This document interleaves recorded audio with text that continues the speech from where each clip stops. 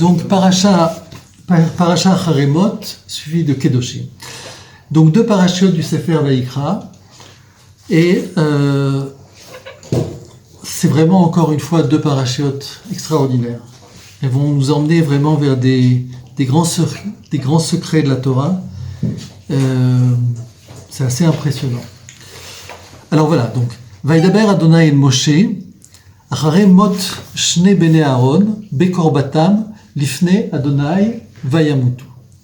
Et Hachem parla à Moshe, après la mort des deux fils de Aaron, Nadav et Avihu, qui se sont approchés devant Hachem et qui sont morts. Parasha Kedoshim, je fais pour faire le lien avec les deux parachiotes, Vaidaber Adonai el Moshe, les morts, Daber el kol adat bene Israël, ve'amarta alehem kedoshim tiyu, ki kadosh ani Adonai Elohechem. Ces deux parachiotes, il faut les remettre dans leur contexte. Le premier contexte, c'est le contexte de la sortie d'Égypte. On en a déjà parlé, on revient. C'est la question fondamentale. Pourquoi Akadosh Baruch Hu vient intervenir dans l'histoire pour sauver les Bnei Israël? Qu'est-ce qu'il y a de particulier qui fait que le créateur de ce monde intervient dans ce monde pour sauver un peuple? La deuxième question, c'est quelle serait à ce moment-là la différence entre Israël et les autres nations? C'est ce qui se passe au moment de la sortie d'Égypte. À ce moment-là, va être défini ici le rôle d'Israël. Le fait que Akadosh Baruch Hu fasse un choix, intervienne dans l'histoire, fait que Israël va être promu à une certaine fonction dans ce monde. Le problème, comme on a vu, c'est que le début commence mal, puisque le début commence par la mise en esclavage.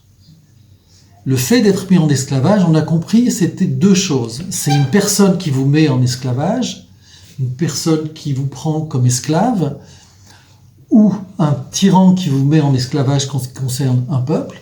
Mais la deuxième chose, c'est la personne qui se laisse mettre en esclavage. Il y a aussi cette volonté. Donc, la question qu'on a vue, c'est comment Israël a pu se mettre en esclavage. Et on voit qu'à l'intérieur de cette raison-là, il y a toute la problématique d'Israël. Ensuite, Israël va sortir d'Égypte et commence la voie royale, puisque c'est le don de la Torah et toutes les choses extraordinaires qui vont arriver au Bnei Israël. Mais voilà. Et c'est là où intervient finalement tout le sens de l'histoire. L'homme est soumis à des faiblesses. Il est soumis à un passé qu'il a sur les épaules et qu'il traîne. Et puis, son avenir qu'il doit construire avec ses faiblesses. Et du dedans de ces faiblesses, eh bien, il y a des chutes et la Torah vient nous parler de ces réalités. C'est-à-dire qu'au travers du Sefer Shemot et au travers du Sefer Vayikra, après le Sefer Dvarim et même aussi le Sefer Bamidbar aussi, qui fait qu'on rencontre les difficultés que l'on rencontre dans la vie. C'est-à-dire que nous sommes arrivés dans ce monde dans une nature animale. Dans cette nature animale, il y avait déjà un homme. C'est notre monde à nous. Cet homme-là, il a, dans son libre arbitre, il a parcouru toute l'histoire qu'on a parcourue. Mais derrière, il doit y avoir ce qu'on va appeler le fils de l'homme, le Ben Adam. En hébreu, ça prend son sens, c'est-à-dire que le Ben Adam, ça définit à la fois quelque chose d'une qualité, c'est quelqu'un qui a des valeurs, c'est quelqu'un d'important, c'est quelqu'un d'épanoui, c'est le Ben Adam, et en hébreu, donc c'est le fils. C'est-à-dire que tout le processus de notre histoire, c'est d'arriver à engendrer le véritable fils de l'homme. C'est-à-dire l'homme qui engendre un fils qui, lui, a acquis qui est débarrassé évidemment de tous les défauts du père et qui a acquis toute sa noblesse, toute sa grandeur. C'est la recherche de ce monde. Le monde est en recherche du fils de l'homme. C'est toute la paracha des engendrements, Toldot. On est à la recherche du fils de l'homme. Toujours la même idée, c'est un monde de l'unité. C'est-à-dire qu'à Kadosh Baruch Hu, chaque créature a sa place. Il faut que l'idéal de ce monde, c'est dans une plénitude où chacun, dans ce qu'il il a été capable de s'amener lui-même, eh bien, tout ce monde-là vit en paix. La pierre, possède toute sa puissance qu'il y a à l'intérieur d'un minéral. La fleur, toute sa beauté, toutes ses couleurs, tout son parfum. L'animal aussi, tout ce monde-là épanoui et vit ensemble. C'est le projet d'Akadosh Baruch Hu, c'est toujours ce projet d'unifier.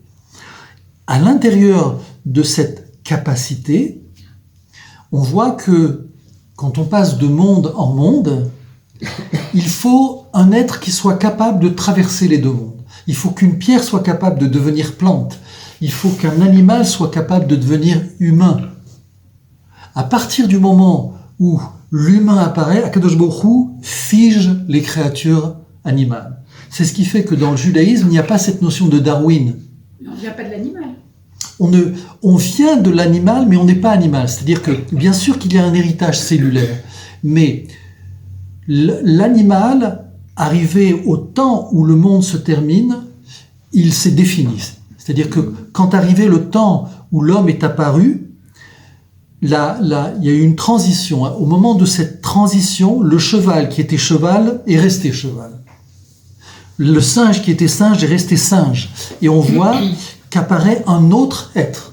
Ce qui fait que la théorie de Darwin ne tient pas parce qu'il n'y a pas d'évolution. Vous n'avez pas un cheval avec un corps de rat ou un cheval avec une tête de lapin. Les choses sont fixées. Pourquoi ? Parce que l'être, cette créature est arrivée à un certain niveau et à ce moment-là, les choses ont été arrêtées. C'est pour ça qu'il n'y a pas de différenciation. La théorie de Darwin dans la réalité, où on serait censé retrouver un lien entre les êtres, entre les animaux, n'existe pas. On trouve des plantes qui sont carnivores, on trouve des animaux, mais eux-mêmes sont figés. Un ornithorynque restera un ornithorynque. Il n'y a pas de... Et donc, c'est là où justement il va y avoir une différence avec le judaïsme, avec la Torah, c'est que les êtres profondément choisissent ce qu'ils sont. C'est-à-dire que je suis ce que je veux être. J'ai un potentiel, mais est-ce que je vais réaliser ce potentiel ? Est-ce que je vais arriver vraiment au bout de toute ma personne, de tout mon être profond ? C'est là le véritable challenge de tout le monde, de chacun. Et dans cette perspective, nous rentrons dans un monde où nous devons passer à un autre niveau d'homme, ce qu'on appelle le Ben Adam, mais on va l'appeler, on va lui donner un nom. Nous avons donc le minéral, nous avons le végétal, nous avons l'animal et nous avons l'homme. Et c'est qui le cinquième ? L'ange. Le cinquième, c'est le Navi, c'est le prophète. C'est-à-dire c'est l'être qui est vraiment doué d'une vraie parole, celle qui le relie avec les autres mondes, avec le Créateur.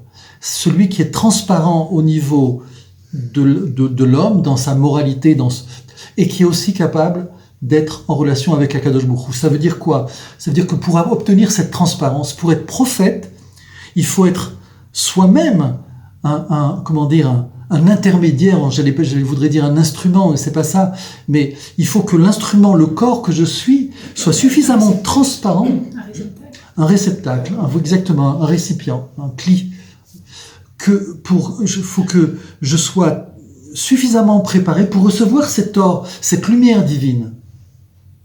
Je ne peux pas, c'est ce qui fait la différence entre nous et des tzadikim ou des prophètes. Ils ont une transparence qui fait que la parole du Créateur, la parole d'Hachem peut être entendue par eux, ce qui n'est pas notre cas. Du fait justement de notre, du manque de transparence. Ce manque de transparence, on a vu la dernière fois, c'est lié à la faute. La faute vient mettre un voile entre l'homme et le Créateur. C'est l'encombrement du tuyau. Le tuyau Exactement. est encombré de scories et l'eau ne peut pas passer. Exactement, c'est de la plomberie. Exactement. Voilà, on vient déboucher les artères. On doit faire un stent. Exactement, on doit faire un stent. Et donc, à partir de là, on voit que les natures sont figées. C'est-à-dire que, contrairement à Darwin, il n'y a pas d'évolution, c'est je choisis d'être, Akadosh Baruch Hu me donne la possibilité de me réaliser, mais à un moment donné, il y a une fin. C'est le passage qu'il y aura entre le Olam Hazé, ce monde-ci, et le Olam Haba, le monde à venir. Ce Olam Haba, c'est très simple.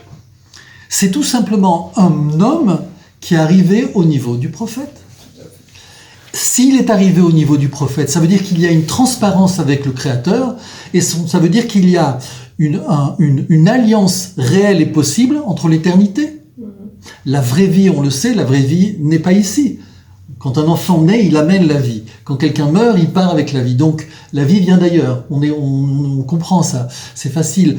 Et donc, à partir du moment où on peut imaginer un être qui est transparent avec Akadosh Baruch Hu, ça veut dire que forcément, ici, dans l'être, dans la personne, il y a une dimension morale, vidée de toute faiblesse, et puis il y a une transparence qui donne tout de suite accès à l'éternité. Et donc là, on comprend quel est le projet d'Akadosh Baruch Hu. Pourquoi c'est important ? Parce que nos deux parachiotes sont justement le moment où nous aurions pu passer au Olam Haba. Puisque on a dit que le monde a 7 jours. On pourrait peut-être découper les mondes comme on a décrit au travers de ces 7 jours, mais ce que nous savons, c'est que nous sommes aujourd'hui dans le 7e jour. Akadosh Baruch Hu a créé Adam et Ève, Adam et Chava, à la fin du 6e jour. Nous sommes rentrés dans le 7e jour, et la Torah ne vient pas nous dire que ce 7e jour est terminé. Donc nous sommes dans ce 7e jour. Donc ce 7e jour dure 6000 ans, et nous sommes en 5781, on n'est pas loin effectivement des 6000 ans. Et donc nous sommes dans ce 7e jour, donc on comprend qu'à l'issue de ce 7e jour, il y a un 8e jour. Et comme nous savons, comme on vient de l'expliquer, que au niveau de notre histoire, c'est amener l'homme à un certain niveau du prophète, donc on comprend quelle est la raison de l'histoire dans laquelle on se trouve, et en même temps, quel est le challenge. Et justement, la paracha, les deux parachiotes dont on parle, qui sont Acharemot et Kedoshim, suivent la paracha Shemini, Vaï Bayom Hashmini. Et nos sages d'expliquer le Vaï Bayom Hashmini, qui vient désigner ce qui s'est passé à l'époque, c'est-à-dire l'inauguration du tabernacle à la deuxième année de la sortie d'Égypte. Deuxième année de la sortie d'Égypte, les Kohanim, Aaron et ses enfants, pendant 7 jours se sont préparés à inaugurer les sacrifices, le tabernacle. À la fin de ces 7 jours, et donc au 8e jour, au moment vraiment de l'inauguration, Nadav et Avihu ont fauté et sont morts, et tout a été interrompu. Donc c'est l'enchaînement au moment de l'inauguration par lequel a été suivie la faute de Nadav et Avihu qui a enclenché leur mort et qui a stoppé le passage à ce 8e jour. Donc ici, on est vraiment dans un temps où nous aurions pu passer à ce 8e jour. Alors la question qu'on va se poser, puisque c'est le titre de la paracha, Vaïdaber Adonai et Moshe acharei mot shne bnei Aaron bekorbatam lifnei Adonai veyamutu. En quoi le fait que Hachem parle à Moshe après la mort des 2 fils de Aaron, parce qu'ils se sont approchés de Hachem et qu'ils sont morts, en quoi tout ça a provoqué ces catastrophes. Et là, on va rentrer avec les questions de Or Chaim. Je vais prendre quelques passages du Or Chaim, mais j'ai pris au début au moins les questions parce que ça nous permet de comprendre que même en hébreu, on ne peut pas comprendre la Torah. Parce que tout simplement, elle a été écrite de telle manière que du fait qu'elle est remplie de sens, elle est mal écrite. Et justement parce qu'elle est mal écrite, elle vient nous informer finalement du sens profond. Alors encore de manière plus évidente si on est en français. Alors là, on est complètement perdu par rapport au texte. Alors le Chaim dit comme ça, Vaikra Perek Tetzaï. Tzarich ladat ma neemar lo bedibur ze. Oui, dans le texte il y a marqué Vaidaber Adonai el Moshe acharei mot shne bnei Aaron bekorbatam lifnei Adonai veyamutu. Mais on ne nous dit pas, le texte ne vient pas nous dire ce que a dit Akadosh Baruch Hu. Vaidaber Hashem el Moshe. Qu'est-ce qu'il y a dit? On ne sait pas. Pourquoi la Torah ne nous dit pas, puisqu'il lui a parlé, dis-nous, qu'est-ce qu'il lui a dit? Non, la Torah ne vient pas nous dire ce qu'il a dit. La première question, donc. La deuxième question, Tzarich ladat, ma ne'emar lo b'dibur ze. C'est la première question. La deuxième question, les inyan yashmienu akatuv. Eyot dibur ze acharemot. Il y a marqué, Vaidaber Adonai el Moshe, acharemot shne bnei Aaron. Qu'est-ce que ça vient nous changer, le fait qu'il soit mort? Akadosh Baruch Hu a parlé à Moshe, après qu'il soit mort ou avant, le texte ne vient pas nous rajouter quelque chose. Il aurait pu, à partir du moment où il parle, il s'adresse à lui. Qu'est-ce que le fait que ça soit Acharemot? Quelle est la particularité de le rajouter donc, par rapport à cette précision? Alors, Chaim va poser une autre question. Mali Achar. Qu'est-ce que ça peut faire que ça soit avant ou après? Quand ils sont morts, il a parlé à Moshe. Il lui parle tout le temps. Voilà. Et ensuite, Mali Kodem, Mali Achari, qu'est-ce qui est avant, qu'est-ce qui est après? Il va poser la question, c'est-à-dire que, en fait, dans la paracha Shemini, on apprend déjà que les Nadav et Avihu ont approché un feu étranger et sont morts. Donc ici, qu'est-ce que la Torah vient ici nous rajouter en nous disant qu'ils sont morts? On sait déjà qu'ils sont morts. La troisième question, il dit comme ça. Lama utzrar lomar bekorbatam. Le texte, il dit Vaidaber Adonai el Moshe acharemot shne bnei Aaron bekorbatam lifnei Adonai. Pourquoi bekorbatam? Pourquoi en se rapprochant? Haim leodia shemetu bishvil shenikarvu l'Hashem? Et la gvar yodia adavar bimkomo veikrevu esh zara. Il dit, pourquoi il vient nous apprendre donc qu'ils sont morts en s'approchant? En nous disant en s'approchant, la Torah ne vient pas nous donner vraiment une information. Qu'est-ce qui s'est passé? Pourquoi ils sont morts? Ils seraient morts en s'approchant. On ne comprend pas. Surtout que dans la paracha Shemini, on nous dit là que Nadav et Avihu, du fait qu'ils ont approché un feu étranger, sont morts. Là, on comprend. Là, on voit la raison. Mais ici, il n'y a pas vraiment une raison. Ils se sont rapprochés. En quoi le fait de se rapprocher, ça devient une raison d'être puni de mort? Vesham ou yoter mefurash adavar. Et il dit là-bas, dans la paracha Shemini, c'est beaucoup plus précis que ça l'est ici. Uma shekatuv kan bekorbatam, et ce qui est écrit ici en se rapprochant, shen yadua ma'u avon she'asa bekirvat she'alea metu. Le fait de se rapprocher, on ne sait pas qu'est-ce qui fait que ça a occasionné la mort. Il faut situer ici la situation. C'est-à-dire que nous avons affaire à quelque chose qui est complètement en dehors de notre esprit.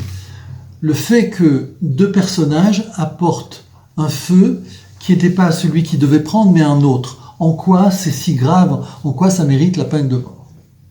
Deuxième chose, c'est les personnages les plus grands d'Israël. Après Moshe et après Aaron, donc on parle de Moshe Rabbeinu qui a reçu la Torah, son frère qui était avec lui, son frère qui est le Kohen Gadol, on parle de ces deux enfants, les héritiers d'Israël, c'est Nadav et Abihu. Les deux grands d'Israël, à partir du moment où Moshe partira de ce monde et Aaron, c'est Nadav et Abihu. Donc, comment ces êtres exceptionnels, ces êtres grands, aussi grands, puissent-ils être punis de mort? Alors que c'est les personnages les plus importants. Ils ont apporté un feu étranger. En quoi c'est quelque chose de si grave que ça? Et il dit comme ça, Omro vayamutu. Et à la fin du verset, il y a marqué, ils se sont acharé mot des bnei Aaron, après qu'ils soient morts, en approchant Hachem, en voulant approcher Hachem, et ils sont morts. Donc, Chaim dit, mais pourquoi répéter ils sont morts? Acharé mot bnei Aaron. Après qu'ils soient morts, ils sont morts. Après qu'ils soient complètement morts. Alors pourquoi rajouter et ils sont morts? Ils sont morts deux fois, où il y en a un qui est mort et puis ensuite le suivant. Et ils sont morts qui est en plus. La deuxième chose qu'il va poser maintenant, c'est, il y a marqué Ve yamutu. Et c'est pourquoi et ils sont morts. Vayomro vayomutu. נתכוון להודיע שלא יחשוב כי יצא מחשבותם לפעול שנכנסו לפנים, אלא שנדרפו, ils sont morts. Pourquoi il y a marqué et ils sont morts? Pour nous dire que ne vient pas imaginer qu'ils ont fait quelque chose et ils en sont morts. Voilà. Ils ont agi et puis tout d'un coup, le geste a été puni immédiatement, ils se sont brûlés et ils sont morts. Et ils sont morts. Le fait de dire et ils sont morts, il vient nous dire comme ça. Ne vient pas penser qu'ils ont perdu la tête quand ils se sont rapprochés. Quand Nadav et Avihu sont approchés avec le feu Zara, ils n'étaient pas inconscients de ce qu'ils faisaient. Plus que ça, ils se sont empressés. Ils étaient prêts, littéralement, à payer de leur vie ce qu'ils faisaient. C'est-à-dire, en hébreu, on appelle ça Messirut Nefesh. Il faut comprendre que c'est les personnages les plus proches du Créateur. On vient juste de recevoir le don de la Torah. Akadosh Baruch Hu se manifeste de manière dévoilée. C'est une chose qu'on ne peut même pas imaginer, qui n'est même pas de notre entraînement. Qu'est-ce que ça veut dire Akadosh Baruch Hu? Ça veut dire qu'il se manifeste. Qu'est-ce que ça veut dire les miracles? Qu'est-ce que ça veut dire le don de la Torah? Tout ça, on est à des milliers de kilomètres. Eux sont vivants de cette période-là. Eux sont les grands Nadav et Avihu de cela. Donc ils sont proches d'Akadosh Baruch Hu. Eh bien, ce qu'on va voir apparaître ici, c'est la faiblesse des tzadikim. C'est la faiblesse des Kohanim. C'est-à-dire qu'ils sont tellement pris par la présence d'Akadosh Baruch Hu, par cette volupté, par cette divinité, par cette lumière, qu'ils en appellent et qui sont attirés. C'est-à-dire, c'est comme une personne qui monte comme dans un ballon. C'est-à-dire qu'elle s'élève tellement qu'à un moment donné, elle désire tout simplement décoller de terre et se rapprocher d'Akadosh Baruch Hu. C'est-à-dire qu'en fait, en même temps que ce sont les personnes qui sont les plus élevées, ce sont les personnes qui risquent justement de décrocher et de se dire « Waouh, la lumière est là-haut, je me détache ». C'est même pas une réflexion, c'est presque naturel. C'est une aspiration. Cette lumière va m'aspirer. Et donc, c'est la faiblesse des Kohanim. C'est la faiblesse des tzadikim. On va voir comment le Or HaChaim le développe. C'est-à-dire que on est complètement, quand on approche de cette lumière, quand on approche de ce contact, alors on est attiré. C'est la mort. C'est la débécoute. La dvekut b'Hashem, exactement. Mais ici, c'est à la fois la dvekut, mais il y a aussi une messirut nefesh. Ils veulent se rapprocher d'Akadosh Baruch Hu. Tout leur travail en tant que... La dvekut, en principe, c'est une chose positive. C'est une chose positive. Mais elle comporte, comme toute chose, des dangers terribles. Exactement. Et elle peut foudroyer celui qui la pratique d'une façon trop intense. Et c'est le piège exactement des tzadikim. C'est leur faiblesse, c'est-à-dire que à vouloir s'élever, à un moment donné, ils décollent. Nos sages décrivent que c'est quelque part aussi l'instant de la mort. Au moment où l'âme se sépare du corps, il y a un élan où une porte s'ouvre et l'âme est littéralement attirée vers toute la difficulté, c'est de rester dans le monde des hommes. Parce que, comme on a vu, ce monde a été créé dans cette matérialité. On est avec un corps, on est avec des astres, le monde qui nous entoure. Et donc, il y a le risque de ce Messirut Nefesh, de ce don de soi pour rejoindre Akadosh Baruch Hu. Et on va voir en quoi, justement, c'est une faute. C'est une faute dans la mesure où, deux choses. L'homme, à ce moment-là, en décollant, échappe à la nature pour laquelle il a été créé, c'est en tant qu'homme. Tu as été créé en tant qu'homme. Akadosh Baruch Hu t'a donné un corps, t'a fait naître avec une mère, avec un père, tu as grandi. Tout ça, ça a un sens, et tout ça, derrière, il y a un rôle. Un rôle qui t'est donné pour ta propre âme, pour que quelque part, tu es dans ce monde pour accomplir quelque chose. Donc si tu le quittes, forcément, il y a un accomplissement qui n'est pas réalisé. Mais ici, le risque, c'est de se détacher justement de cette matérialité. On va voir justement comment le Or HaChaim ensuite va développer cette idée. Et il dit comme ça, Ve'akavana be'oda zo lishlol lebal yachshov adam lifrotz ve'litkarev agam sheyamut. Et il dit justement, l'idée, le piège, c'est qu'il ne nous vienne pas à l'esprit de transgresser et de nous approcher dans le désir du don de soi. C'est-à-dire qu'ici, on est en train de s'adresser à un type d'homme d'une grandeur, qui peut être un tzaddik, qui va vouloir, du fait qu'il y a une perception de cette divinité, de cette grandeur, il va vouloir, par don de soi, mourir. Il peut y avoir quelque chose, on peut ici imaginer qu'il y a quelque chose de grandiose. Il est prêt à se défaire de la vie pour se donner à Akadosh Baruch Hu. Or, le Or HaChaim vient nous dire, justement dans cet moment dans lequel il y a marqué Veyamutu, cette répétition pour nous dire Acharemot, après qu'ils sont morts, ils sont morts. Le fait de nous répéter « et ils sont morts », c'est bien pour le texte, la Torah vient bien nous dire « c'est pas ce qui est demandé aux hommes ». Akadosh Baruch Hu ne nous demande pas un don de soi pour échapper à la réalité dans laquelle on est, pour lequel on doit faire un travail. C'est pas ce que demande Akadosh Baruch Hu. Et c'est aussi une des raisons, on va voir, qui fait que Nadav et Avihu sont morts. Et il dit comme ça « Vezeh imatse Be'yot le'adam prinat acheshek lo yichosh alatzmo veiten nafsho. Il dit, et pour qu'un homme justement, parce qu'un homme ne pourra s'imaginer que par son enthousiasme, par l'attachement à Kadosh Baruch Hu, il pourrait donner son âme. Non. Ve'davarze imatse biprinat achoshek sheiten nafsho aladavar. Par rapport à ce comportement qui est lié au désir de son âme de se rattacher à Kadosh Baruch Hu, même au prix de mourir. Ici, il faut comprendre que nous sommes faits donc d'un alliage qui est la matière, le corps et l'âme. Tel que nous vivons les choses, c'est une chose qui est intégrée.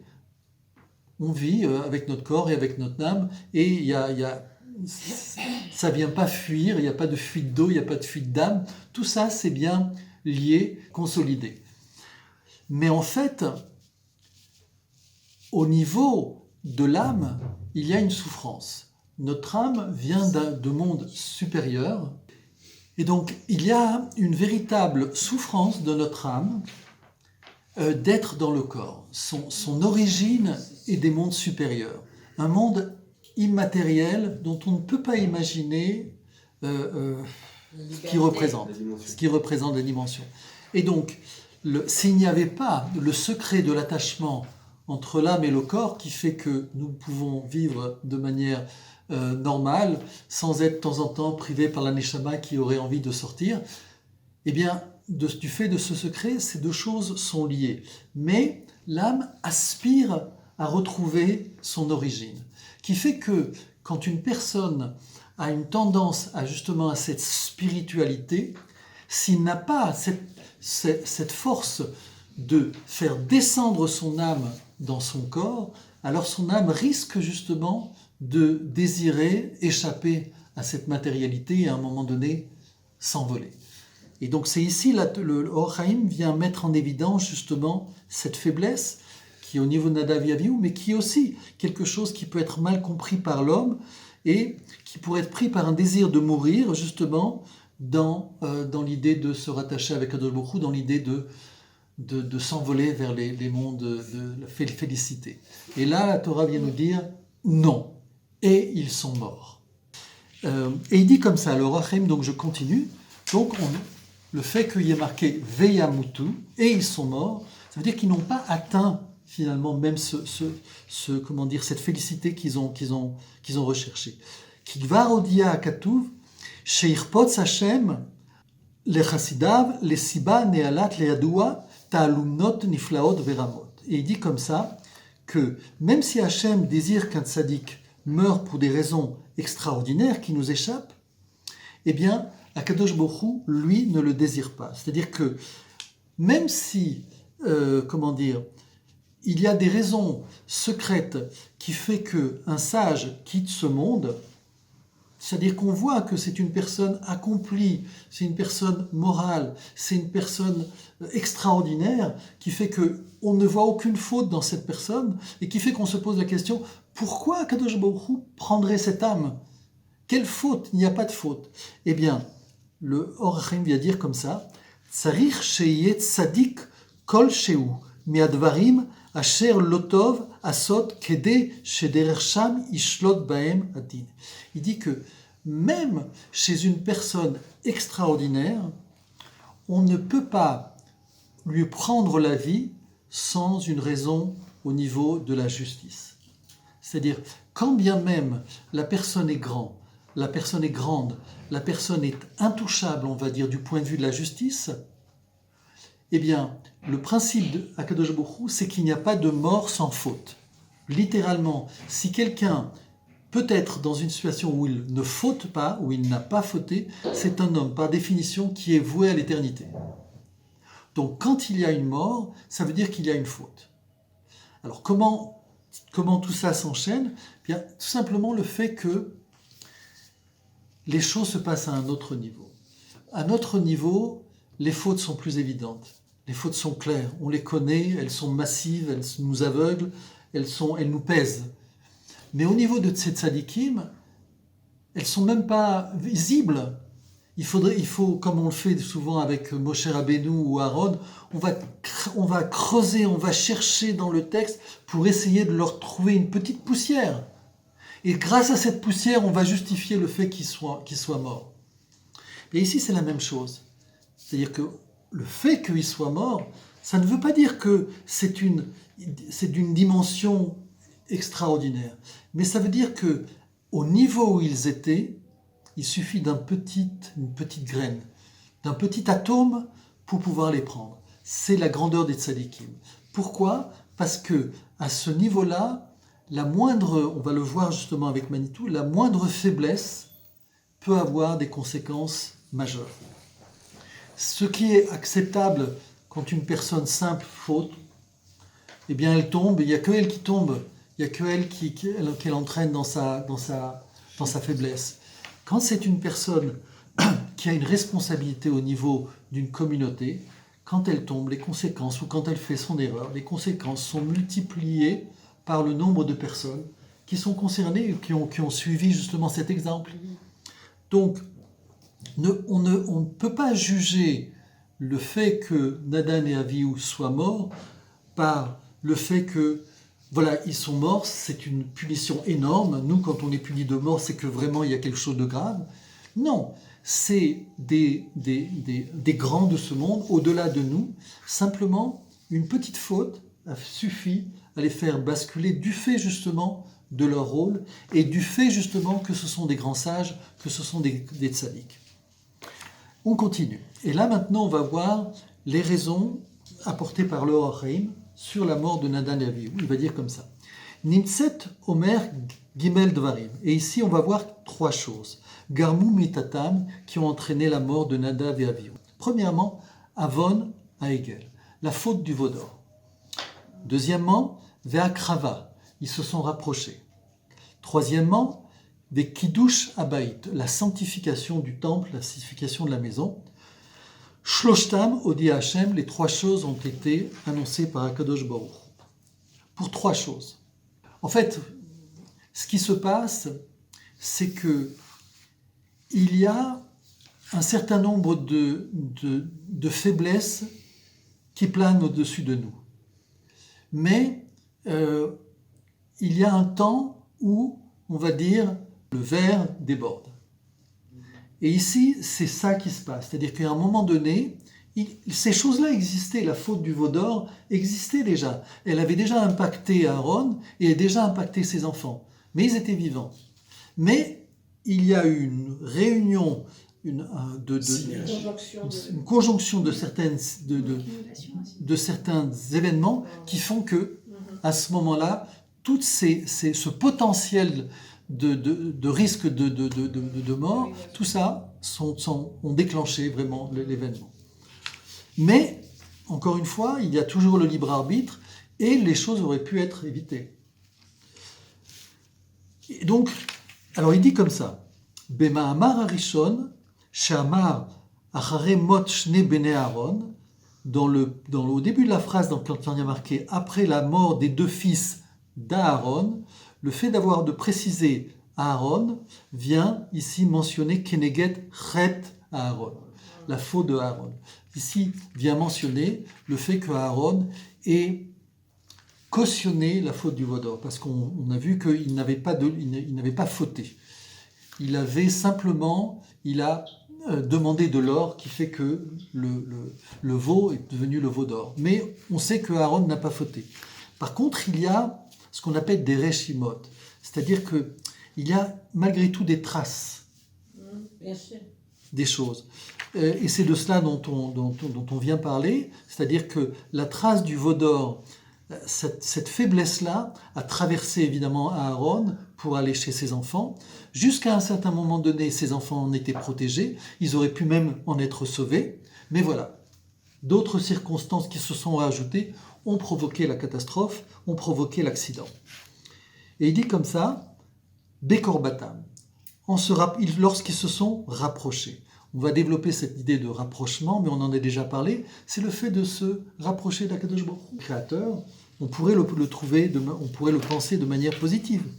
Veyamutu bishvil le kadesh habayit, le bal yavo el hakodesh katan ugadol. Et il dit, et le fait que il fallait sanctifier. C'est-à-dire que le Kodesh HaKodashim, on le voit, c'est un endroit particulier où personne ne peut rentrer, hormis le Kohen Gadol, au moment de Yom Kippour. Donc c'est vraiment un moment bien précis, par une personne bien précise et qui s'est préparée.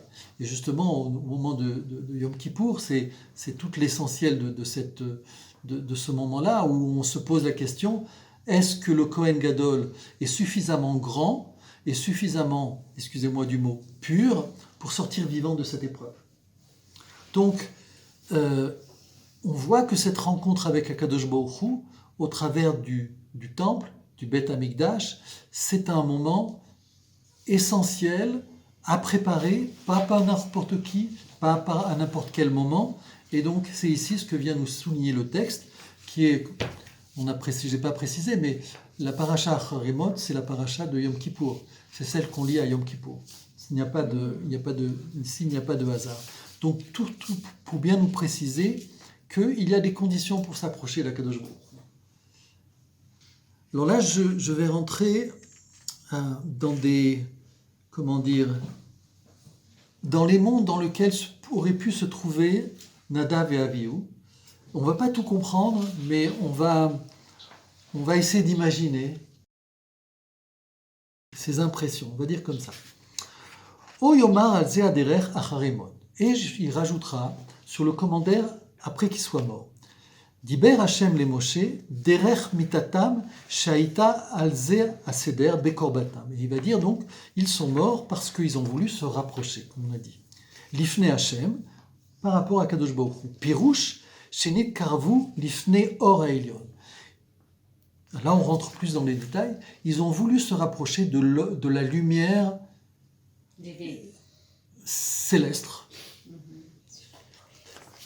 Lifne haelion. Bechibat à Kodesh ou Bezemetu.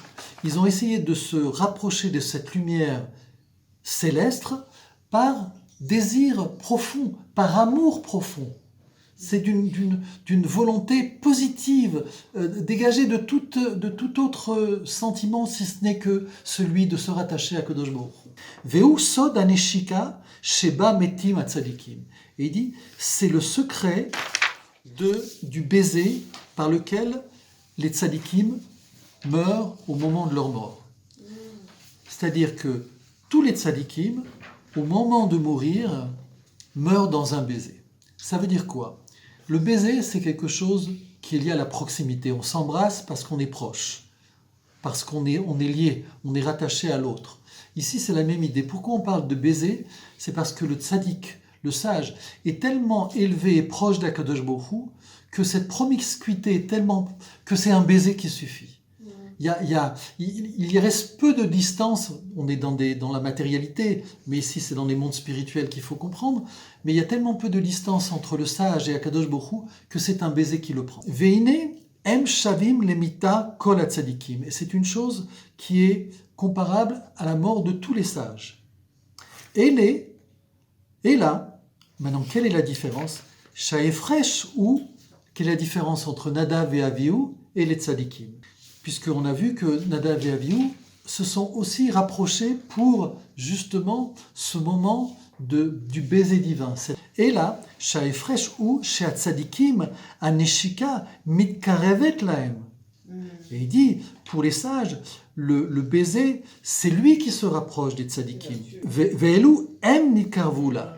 Et eux, c'est eux qui se sont approchés du baiser. C'est-à-dire que Akadosh Baruch Hu, c'est lui qui se rapproche du sage avant de partir. C'est lui qui vient chercher son âme. Il se rapproche, et dans se rapprochant, il peut y avoir ce baiser des tzadikim, de proximité d'âme, mais là c'est le contraire. Ils se sont rapprochés. C'est eux qui ont été chercher ce baiser. C'est eux qui ont cherché cette volupté. C'est pas la volupté qui est venue à eux. Bekorbatam lifne Hashem, parce qu'ils se sont rapprochés d'Hachem. Veyomor, veyomro, veyamutu, betosefet vav. On a vu qu'il y a un ajout du et ils sont morts. Ce et ils sont morts, shagam shayu margishim bemitatam, lo nimneu mikerov ledvikut, neimot, arivot, yedidot, chavivot, chashikot, metikot, ad kalot nefashot mehem ve'aven. Il dit comme ça, en s'approchant d'Hachem, avec l'ajout de « et ils sont morts », eh bien, ça veut dire que « bien qu'ils aient ressenti qu'ils allaient mourir », ça ne les a pas empêchés de s'approcher, de continuer cette ascension et de vouloir rechercher tout ce que décrit le Or HaChaim, ces délices. Enfin, c'est des mots, on ne peut pas décrire les choses-là. Eh bien, le texte vient dire « et ils sont morts », ça veut dire que non, ils n'ont pas atteint ce moment-là. Ils n'ont pas atteint ce niveau, ils sont morts juste avant. C'est-à-dire que même ce désir spirituel, ce désir de l'âme, pour lequel ils se sentaient si proches, pour lequel ils ont été aspirés, eh bien même ça ne leur a pas été donné. Parce que c'est quelque chose qui doit venir d'Akadosh Baruch Hu. Akadosh Baruch Hu nous donne, fait un miracle de donner la vie à l'homme, de donner à l'Neshama un corps dans lequel il va pouvoir, de manière concrète, réaliser ce qu'il doit réaliser sur Terre. Réalise-le. Quand viendra le temps de partir, on a toute l'éternité pour découvrir et pour apprécier les moments d'éternité, les moments où l'âme est détachée du corps. Mais la valeur, c'est pour ça qu'on dit qu'une minute, des fois, dans ce monde-ci, vaut un temps du Olam Haba. C'est-à-dire que la valeur de ce que nous faisons dans ce monde-ci et du fait que c'est une préparation pour le monde à venir, il n'y a pas de prix. L'importance de ce que nous construisons, du fait que nous le construisons par rapport à ce monde futur, n'a pas de prix. Et maintenant, tu veux t'en priver? C'est inimaginable. Moshe dit, dans le Sefer Dvarim, dit comme ça, j'amène le Or HaChaim, ou bacharta bachaim, et tu choisiras la vie. Beaucoup de sages, on me pose la question, pourquoi on n'a pas besoin de nous dire tu choisiras la vie? Eh bien justement, c'est exactement cette idée. C'est-à-dire que Akadosh Baruch Hu nous donne ce monde-ci pour réaliser quelque chose. Et c'est ça qu'il faut choisir. C'est ça la vie. C'est par là qu'elle passe. Et on sait que à partir du moment où l'âme est débarrassée du corps, elle n'a plus d'indépendance.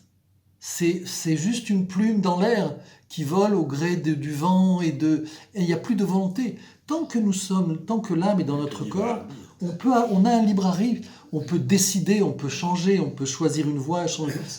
Donc Manitou va se poser la question, comme on a commencé à démarrer, par rapport à cette notion de 8e jour. Donc, on a vu que donc le monde est appelé à passer au 8e jour. C'est ce que nous en attend.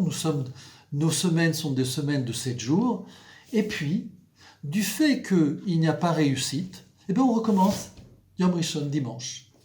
Lundi, mardi, mercredi, jeudi, vendredi, samedi. T'as réussi? Non. Oh, dimanche, lundi, mardi, mercredi. Et on recommence et on recommence. Le temps, et c'est ce que disait Manitou, le temps est là pour dire, la durée, le temps est là pour dire qu'il y a quelque chose à faire. C'est parce qu'il y a quelque chose à réparer que le temps existe. Et donc dans ce temps-là, nous avons notre 7e jour pour pouvoir passer au 8e. Donc là, on comprend que tout ce qu'on a expliqué sur ce qui entoure la faute de Nadav et Avihu, leur aspiration, etc. et tout, remis ici dans ce contexte, on voit qu'ils ont une responsabilité collective. Puisque le fait qu'ils aient, fauté, a stoppé le processus de la délivrance. On aurait pu à ce moment-là rentrer dans le 8e jour véritablement. C'est-à-dire qu'on aurait pu s'éviter 3500 ans d'histoire, de mort, de guerre, de catastrophe, de crise, tout ce que vous voulez. À ce moment-là, tout était possible pour la collectivité humaine.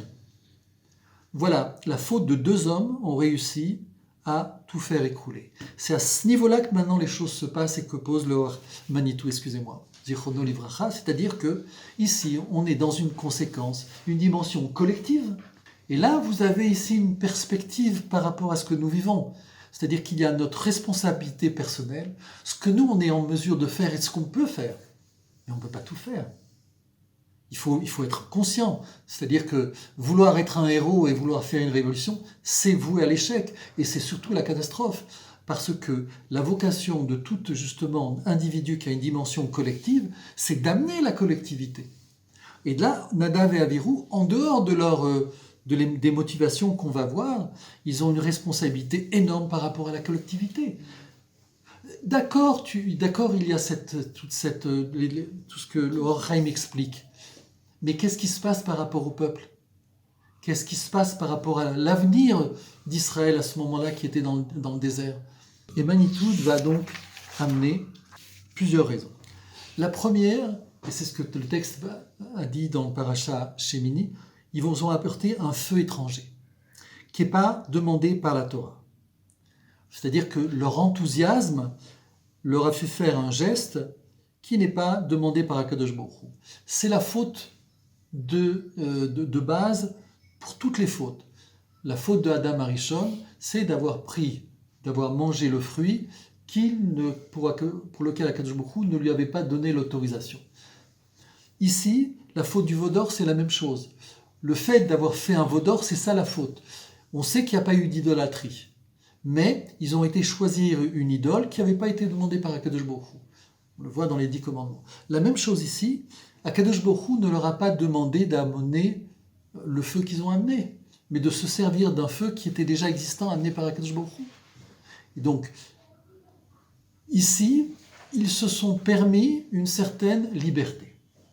Maintenant, à notre niveau, ça ne représente rien du tout. Au lieu d'amener le feu d'un endroit, je l'amène à un autre, il n'y a pas c'est pas une tragédie. Maintenant, revisiter la situation, et nous sommes dans un laboratoire atomique. Ok ? Et dans ce laboratoire atomique, l'ingénieur en chef, le responsable du projet, au lieu de prendre la bouteille comme il aurait dû la prendre avec des gants, avec toutes les précautions, en protégeant de la température, etc. et tout, non, il prend la bouteille sans tout ça. Tu vas dans ta cuisine, au lieu de prendre un verre à 2 mains, tu le prends à une main et tu le poses de manière brutale sur la table, rien ne s'est passé et il n'y a aucune révolution, il n'y a aucune mort en la demeure, comme on dit. Je reviens donc, ici, ils ont amené un feu étranger qui n'a pas été demandé par Akadosh Baruch Hu. A priori, ce n'est pas une grande faute, on ne comprend pas. On ne comprend pas comment Akadosh Baruch Hu peut prendre les 2 plus beaux enfants qu'il y a à ce moment-là et les retirer de ce monde à un homme aussi grand, aussi humble et aussi dévoué que Aaron. Et donc, en ramenant les choses dans la réalité, comme je l'ai dit, c'est-à-dire en ramenant les choses, en s'imaginant dans un laboratoire atomique, on comprend qu'un petit geste, aussi minime soit-il, à un certain niveau, dans une certaine réalité, ça devient une catastrophe. C'est une bombe atomique qui va nous exploser. C'est une usine atomique qui va exploser dans une région. Et donc, ici, le geste a du sens. C'est un geste qui va permettre de rentrer dans le monde à venir. C'est pas n'importe lequel. On est au-delà ici d'une bombe atomique. La deuxième chose, il dit l'enivrement. Puisque après, justement, le texte va parler du fait que les Kohanim ne peuvent pas rentrer dans leur travail en ayant bu. Et ensuite, Moré Halacha Lifnei Rabo. Ici, on sait que c'était des grands personnages et ils avaient une certaine, prétention du fait de se connaître aussi grand, une prétention vis-à-vis de Moshe et Aaron. Et il y a le Midrash qui racontait, qui disait, alors quand est-ce que ces vieux vont nous laisser la place et nous laisser vraiment... Il y avait un certain dénigrement des sages. L'idée ici, c'est Moré Halacha Livnei Rabo, c'est-à-dire c'est une personne qui voudrait donner un enseignement devant son maître. C'est-à-dire un maître qui lui enseigne, tu ne peux pas devenir et lui enseigner quelque chose. Puisque tu as appris son savoir, c'est grâce à son savoir que tu as pu, construire ton raisonnement, et après maintenant tu viens lui enseigner. Mais d'une manière générale, c'est un manque de respect de soi-même, c'est-à-dire ce que je sais, ça m'a été donné. Donc j'ai digéré quelque chose qui m'a permis ensuite d'en être rassasié. C'est parce que j'ai reçu cette chose-là que je peux à moi-même maintenant développer mon idée, développer ma sagesse. La deuxième, c'est qu'ils étaient célibataires et ils se considéraient dans ce célibat comme une certaine grandeur. Or, ici, on voit que c'est toujours la même idée, c'est-à-dire que l'idée, c'est que Akadosh Baruch Hu a donné au monde un certain sens, une certaine organisation, et c'est à l'intérieur de cette organisation que le monde se développe. C'est à l'intérieur du couple que l'enfant apparaît. Avec tout ce que ça représente, on peut le voir aussi d'un point de vue spirituel. C'est-à-dire qu'il faut un engendrement pour que l'enfant arrive.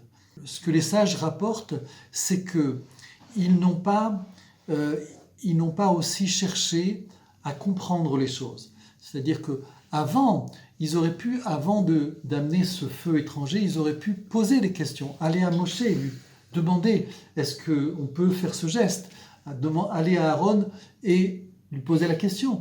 Ils auraient pu aussi s'adresser ensemble, discuter. Bon, viens, avant de faire la chose, viens, on discute tous les deux. Il n'y a pas eu cette humilité et cette sagesse d'aller prendre chez les autres. Ça aurait évité le problème, mais ils n'ont pas été capables. Donc on voit ici plusieurs choses. On voit le fait que une petite faute aussi infime soit-il nous a empêchés de rentrer dans une dimension pour laquelle on est encore en train de courir derrière. Et derrière, il y a plusieurs problématiques. La première problématique, c'est celle liée au tzaddik, qui veut lui s'échapper de ce monde. La deuxième, qui est liée à l'homme, épris de son amour-propre, de son ego, et qui en finit par justement se détacher du lien avec la créature, qui fait que ils vont entraîner tout le peuple d'Israël dans cette situation. Voilà.